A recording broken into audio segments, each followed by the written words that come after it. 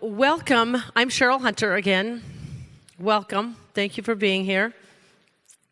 This is a workshop and keynote I like to call Resilience 2.0. Here's why.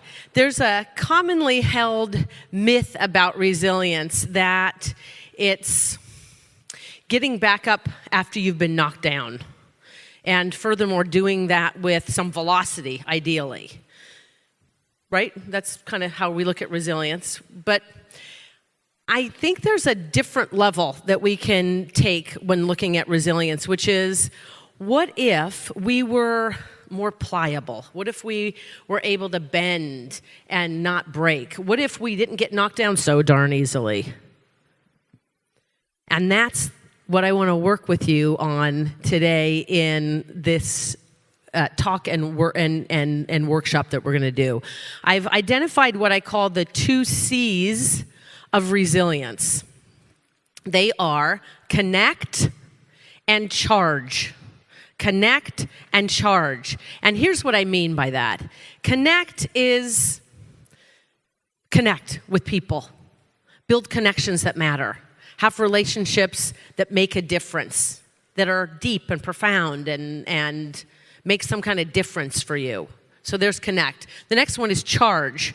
Charge your batteries. Now, the 2 of these combined enable you to be buoyant and not brittle. But charge your batteries. Have you ever experienced that you kind of are going around on, say, half batteries? Or better yet, totally empty? Deb earlier was talking about if you're a caregiver or a caretaker or a parent or you manage people or any of this, sometimes we tend to go around like at a deficit, not even at zero. So charge your batteries is something else. So connect and charge.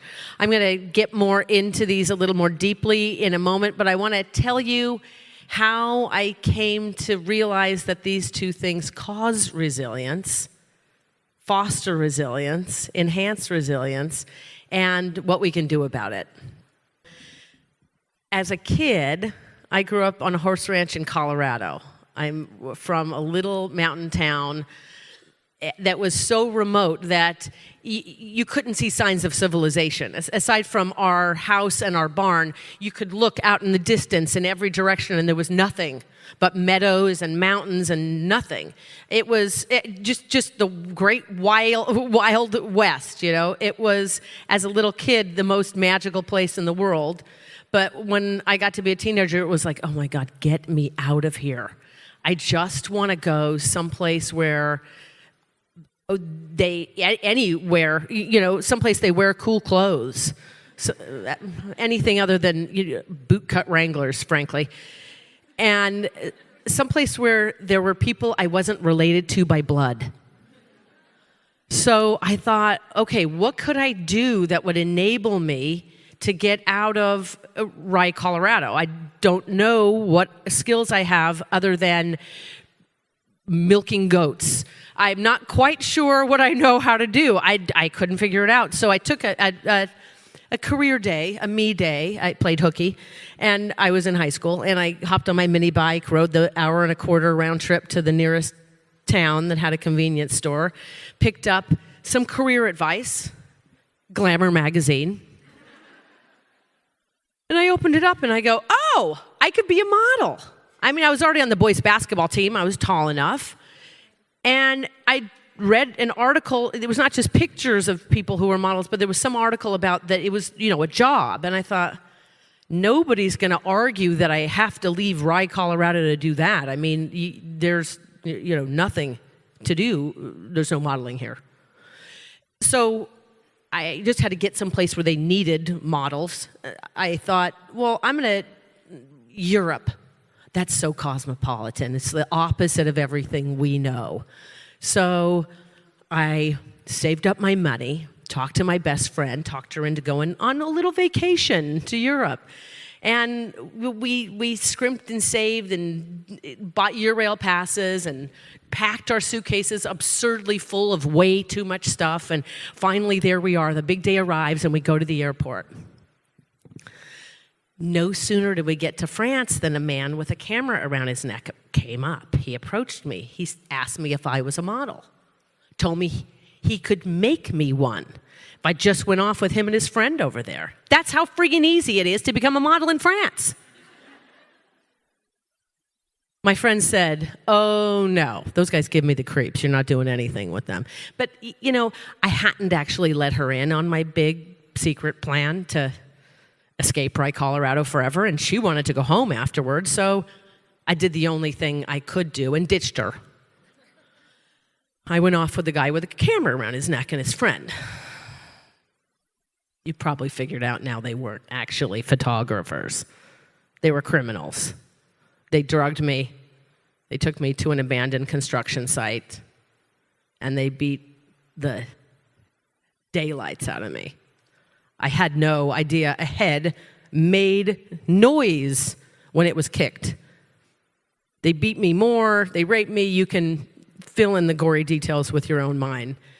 But I never dealt with anything like this, and I didn't know what to do. At one point, there was this shimmering little flicker of light that was on the wall. It was totally dark in there.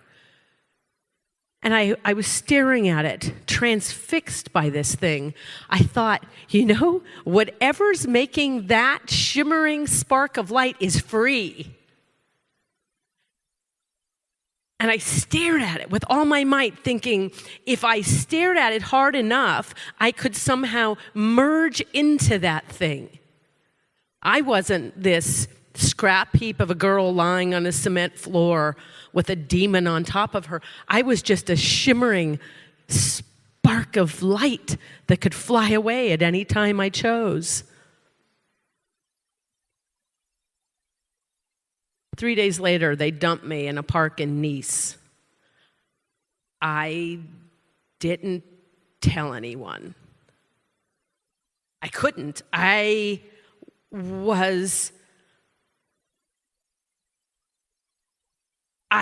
couldn't.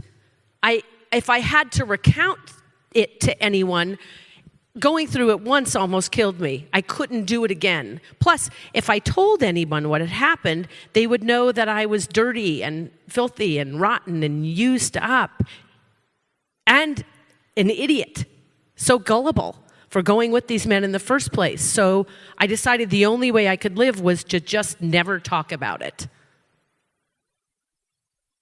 I became that spark, that shimmer of light.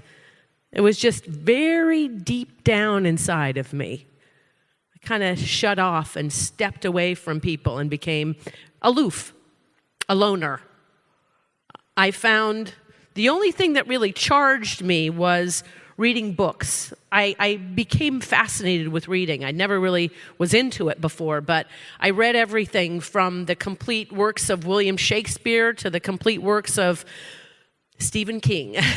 Just anything that would give me a vacation from my mind. I decided to become a model anyway because no one asked you to talk. And even though I was with people all the time, I was just a shell. I wasn't a person to them. I was just a body, a living mannequin. And never in all the time I was a model did anyone ever ask me to have a deep conversation or for my thoughts on anything. I realized I'd found my home. It's kind of a weird phenomenon in the fashion business where the grass is always greener someplace else. So I got to London and they said, oh, we need you to go to Paris. I got to Paris and they sent me to New York. When I got to New York, they said, Japan's the place for you. It was in Japan that the next stage of my journey unfolded. When I wasn't actually shooting something, I'd hang out in the agency, spend all my time there. There were no models there. That was key for me.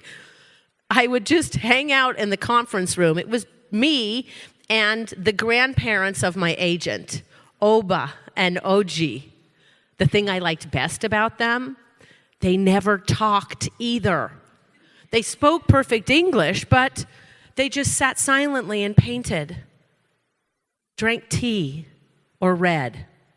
I had found my tribe, Oba and OG.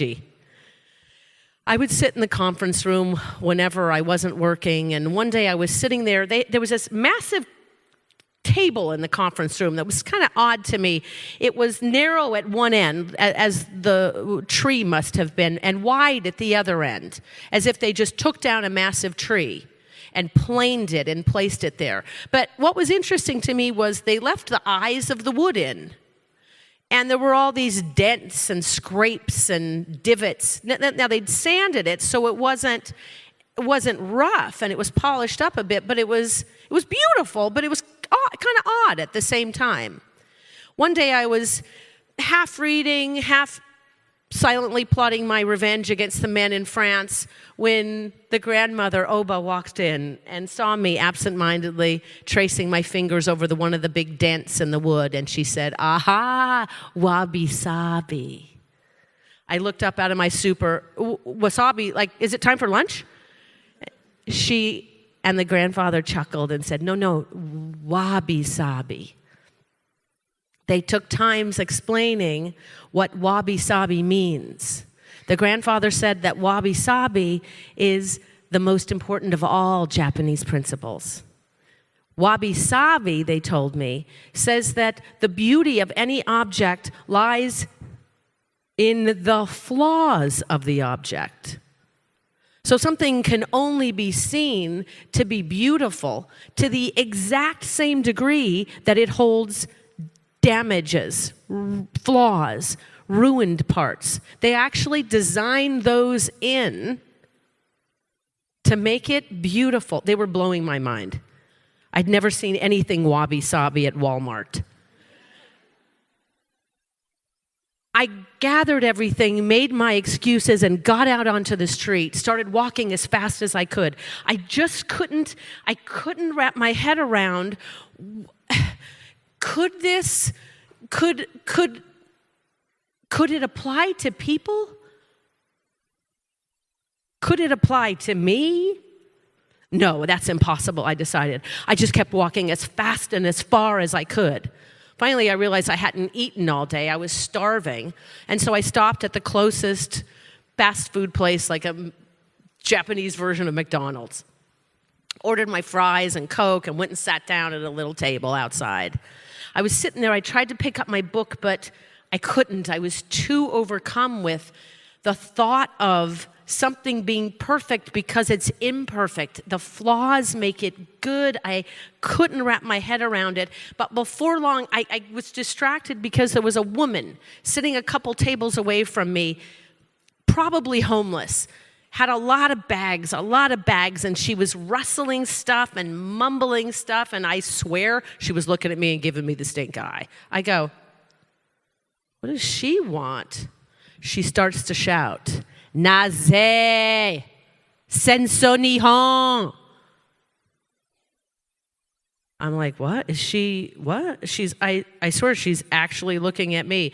Now I am kind of picking up my book, pretending to do something else because people are starting to look. A man at the table sitting next to me leans in and said, "She asks why you make war on Japan." Why I make war on Japan? Who does she think I am? Crazy woman.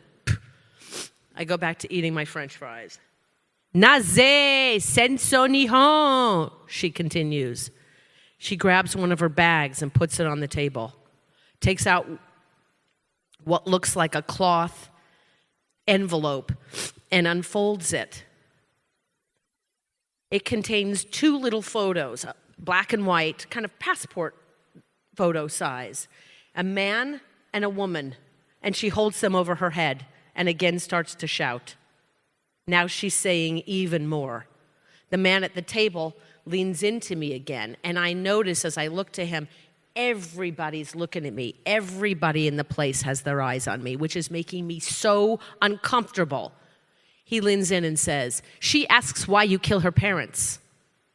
Kill her parents? Who does she think I am?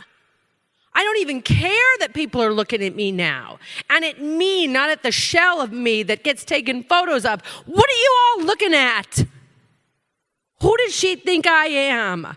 I'm not some 60-year-old guy in a army uniform. I wasn't even alive when we were in war with Japan. My parents weren't even alive when we were in war with Japan. Who do you think I am? Now everyone's really looking. I try to look at her and give her the stink eye the same way she was giving it to me, but I make the mistake of catching her glance. And as I do and we lock eyes, I see past the screaming and the tears and the snot and the spit flying and the anger and the frustration. I just see this inability to make sense of any of it and her overwhelm. And the moment we actually connect, I no longer see a crazy woman. I see me. I stopped what I was doing and said the only two words that made any sense. Wabi-sabi.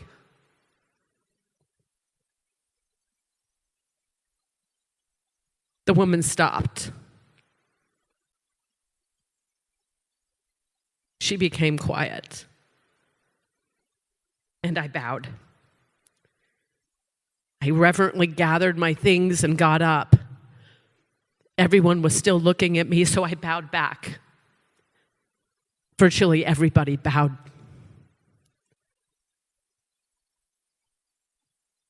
I used to pray that wabi-sabi was real, that somehow it could translate to English. What I realized in that moment was, in connecting with the woman at the restaurant, that it's not the pretty, polished up, shiny things in life that connect us. It's all that other stuff. And in that moment of connecting with her and connecting with the whole restaurant, I suddenly realized that this whole notion of wabi-sabi somehow gave me access to connecting beyond just people who don't talk to me. That there was this whole world of connection beyond that. And that day, that little spark of light that I had stuck so deep inside, I saw the possibility of actually charging myself in other ways, including with connecting. Today I know that wabi-sabi is real, beyond the shadow of a doubt.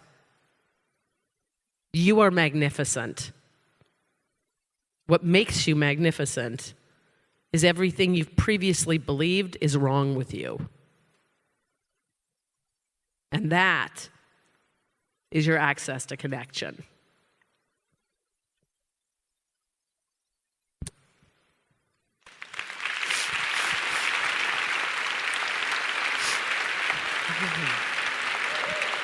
Thank you.